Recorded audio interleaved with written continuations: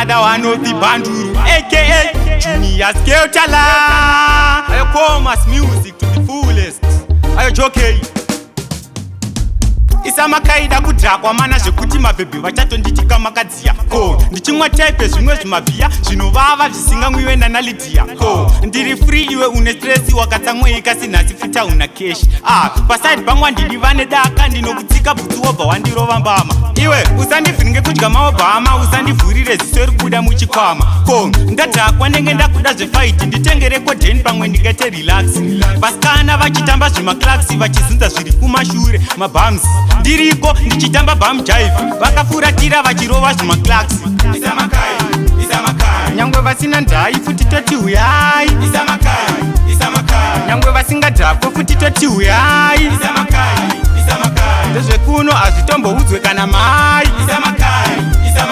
anenge adhakwa imi boys mutsai asi kugisa bhachi faya ari pasaiti akapfeka zwachi hapasi kudiwa matsagano vhiringa pati padi kudiwa vanhu vanotongodhakwa bhachi zviri pauri zviri kutamba zvega uya kuno kubhebhi timboenda kwedu tega iwe ndikakufunga bhebhi ndinostroka ndikakushaya obvious ndakutongofa mana nyangwe vasina ndai futi toti huyai nyangwe vasingadhakwe futi toti huyai ndezvekuno hazvitomboudzwe kana mai anenge adhakwa imi boys mutsai isamakaida kudhakwa mana zvekuti mabhebhi vachatonditika makadziya ko ndichimwa type zvimwe zvimabhiya zvinovava zvisingamwiwe nanalidiya ko ndiri free iwe une stress wakatsamweika sinhasi fita una cash paside pangwa ndiri vane daka ndinokutsika bvutsi wobva wandirova mbama iwe usandivhiringe kudya maobhama usandivhurire ziso rikubuda muchikwama ko ndadhakwa ndenge ndakuda zvefight nditenge rekodheni pamwe ndingete relax